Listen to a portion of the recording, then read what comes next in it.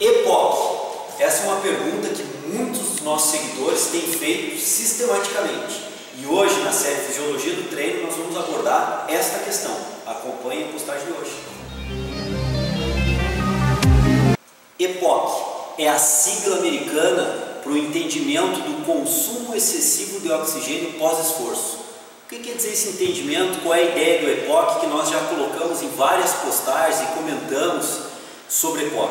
Vejam bem, hoje eu vou trabalhar com vocês o conceito e a ideia geral. As apresentações de exemplos do EPOC, como se trabalha melhor, o aprofundamento dessa questão, nós vamos tratar em outros programas. A ideia de hoje é uma espécie de introdução para que vocês possam entender a ideia do EPOC. Então vejam bem, é o termo em inglês que, como eu havia dito, se refere a um consumo excessivo de oxigênio pós-esforço. Então nós temos que entender primeiramente um estado de repouso. Então vamos imaginar, antes de um treinamento, você em repouso. Você tem um consumo de oxigênio, esse consumo de oxigênio é para suprir o seu metabolismo aeróbio de repouso, e esse metabolismo aeróbio de repouso está produzindo energia para o seu consumo, obviamente, de repouso. Então o seu tecido muscular, seus órgãos, suas vísceras e o seu metabolismo como um todo está necessitando de energia. E essa energia em repouso ela vem de fontes aeróbias, da gordura e de glicose aeróbica, portanto, fontes aeróbias. E portanto também, consequentemente, você tem um consumo de oxigênio em repouso, obviamente um consumo baixo, que representa as suas necessidades de oxigênio para a condição de repouso. Muito bem, quando nós vamos para um esforço físico, esse esforço físico, obviamente, irá gerar um consumo de energia superior ao consumo de energia em repouso. Esse consumo de energia durante o esforço físico ele está fortemente atrelado a condições da carga de trabalho. Condições da carga de trabalho no sentido de volume e intensidade, condições essas de volume e intensidade que nós já gravamos em treino e foco anteriores, em postagens anteriores, vocês podem pesquisar também para entender esse entendimento de carga de trabalho, tanto no quesito volume quanto no quesito intensidade. Essa carga de trabalho pode ser no treinamento resistido com peso, na musculação, pode ser em qualquer tipo de treinamento aeróbio, como ciclismo, como natação, como caminhada com corrida, pode ser em uma atividade de academia de ginástica, ou seja, qualquer tipo de atividade motora que você tenha um consumo de energia acima dos níveis de repouso, por ter esse consumo de energia acima dos níveis de repouso e sendo essa uma atividade aeróbica, você irá aumentar o consumo de oxigênio a cada minuto, a cada segundo de atividade que você está fazendo.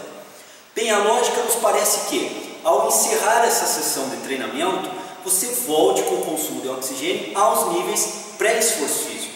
Mas em grande quantidade de tarefas motoras ou na dependência da carga do exercício físico que você fez, esse consumo de oxigênio pós-esforço ele não voltará exatamente aos níveis pré-esforço, ou seja, aos níveis antes de começar o programa de treinamento. A grande pergunta é, por que o meu consumo de oxigênio, então, após o esforço, embora não continue tão elevado quanto durante o esforço, ele decai bastante, ele não volta aos níveis pré-esforço, ele fica mais elevado que os níveis pré-esforço. A pergunta é essa. E esse consumo de oxigênio acima do nível normal ou acima do nível de repouso pós-esforço físico é o que nós caracterizamos como o EPOC, esse consumo de oxigênio excessivo porque está acima de um valor que a princípio deveria estar, no repouso pós-esforço físico. Nós temos que entender que esse consumo de oxigênio que nós estamos tendo pós-esforço físico é por uma taxa de consumo energético que nós estamos tendo, de novo, pós-esforço físico, devido à carga de trabalho que nós executamos. O que eu estou querendo dizer com isso? Que durante o exercício físico nós temos um estresse muscular, nós temos um desgaste muscular, dependendo do exercício físico nós produzimos lactato, dependendo do tipo, da carga do exercício físico, nós consumimos glicogênio muscular, que é uma fonte de energia usada para atividade motora. Nós consumimos, por exemplo, fosfocreatina, que é outra fonte de energia utilizada para atividade motora. Nós elevamos a temperatura corporal, ou seja, nós fizemos várias mudanças fisiológicas no organismo que acabam por gerando algum grau de desgaste nesse organismo, dentro do quesito metabólico quanto do quesito muscular e neuromuscular. Então, esses desgastes gerados do programa de treinamento, da sessão de treinamento, terão que ser recompostos pós-treinamento. E para recompor arsenal metabólico, endócrino, recuperação muscular, de temperatura corporal, a própria fisiologia cardiovascular, para que ela retome os seus processos pré-esforço físico, para que isso ocorra, que normalize fisiologicamente o organismo do esforço físico para o repouso, nós precisamos de energia para isso. E a necessidade energética pós-esforço físico, ela se torna então, consequentemente, um pouco mais elevada do que antes do esforço físico.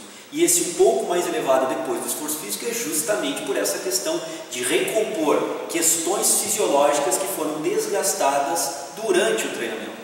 Então, pós-esforço físico, nós teremos um consumo de energia mais acelerado, um pouco mais acelerado que o pré-esforço físico e, consequentemente, como a energia em repouso ela é predominantemente aeróbia, de fontes de gordura e de glicose aeróbia, nós teremos um consumo de oxigênio mais elevado no pós-esforço físico do que o pré-esforço físico. Então, EPOC é um consumo tanto de oxigênio maior pós-esforço físico, quanto um consumo de energia maior pós-esforço físico, sempre aeróbia, para recuperar processos fisiológicos que foram desgastados durante o programa de treinamento.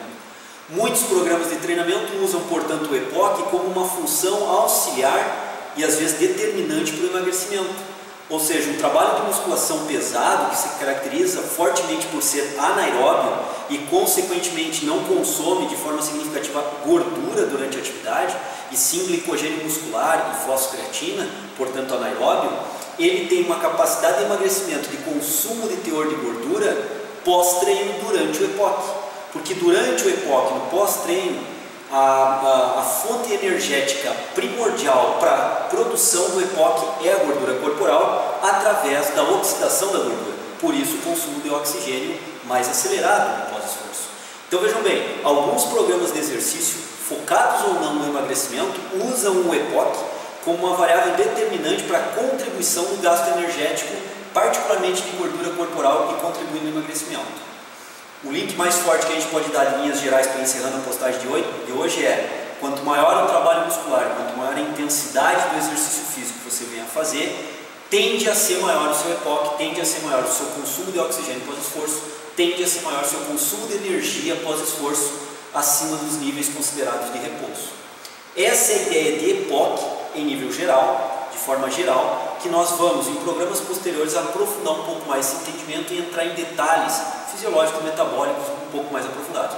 De qualquer forma, como eu disse no começo da postagem, hoje a ideia é de fazer uma introdução para que todas as pessoas, acadêmicos da educação física, profissionais da educação física, profissionais da área da saúde ou não, pessoas praticantes do exercício físico, possam entender essa relação do EPOC e ter uma noção bem clara quando nós colocamos no treino de foco essa sim.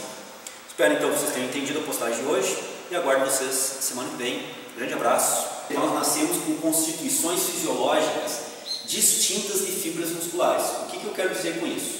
O indivíduo pode ter uma alta participação de fibras brancas que respondem bem ao processo de hipertrofia na musculatura de peitoral maior, por exemplo, e ter uma baixa constituição dessas fibras brancas na musculatura de tríceps braquial.